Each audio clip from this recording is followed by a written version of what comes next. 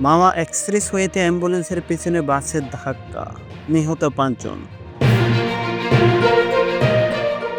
ঢাকা মাওয়া এক্সপ্রেসওয়েতে থেমে থাকা অ্যাম্বুলেন্সের যাত্রীবাহী বাসের ধাক্কায় ৫ জন নিহত হয়েছে। এই ঘটনায় গুরুতর আহত হয়েছেন আরও ৩ জন।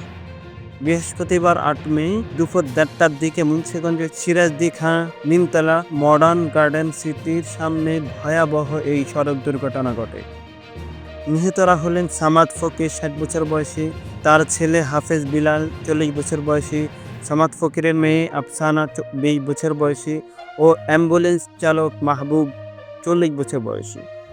আহতরা হলেন শারমিন আক্তার ২৭ বছর বয়সী, তার মেয়ে তাসকিয়া ৩ বছর বয়সী ও তার বাগ্নী মারিয়াম ৭ বছর বয়সী।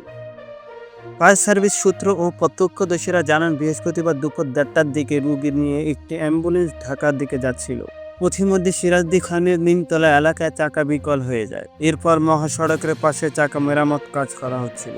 এই সময় গোল্ডেন লাইন পরিবহনের একটি যাত্রীবাহী বাস পিছন থেকে অ্যাম্বুলেন্সটিকে ধাক্কা দেয় এবং সেখানে দাঁড়িয়ে থাকা আরোহীদের চাপা দেয়। বাস চাপায় অ্যাম্বুলেন্সের এক নারী আরোহী ঘটনাস্থলেই নিহত হন।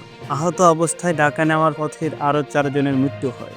সংবাদ পেয়ে Srinagar fire service and civil ডিফেন্সের উদ্ধারকারী দল ও হাইওয়ে পুলিশের ঘটনাস্থলে এসে আহতদের উদ্ধার করে।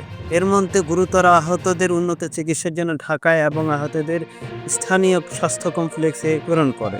এই ব্যাপারে সিরাজদি খান উপজেলা fire service wireless officer Mohammad Arif Anwar বলেন, আমরা ঘটনাস্থলে যাওয়ার আগে হাইওয়ে পুলিশ আহতদের উদ্ধার করে নিয়ে গেছে। অ্যাম্বুলেন্সের চাকা ভাসতে হওয়ার কারণে চাকাটি ঠিক করছিল। এই সময় দক্ষিণবঙ্গগামী একটি যাত্রীবাহী বাস এসে অ্যাম্বুলেন্সের যাত্রীদের উপর উঠিয়ে দেয়।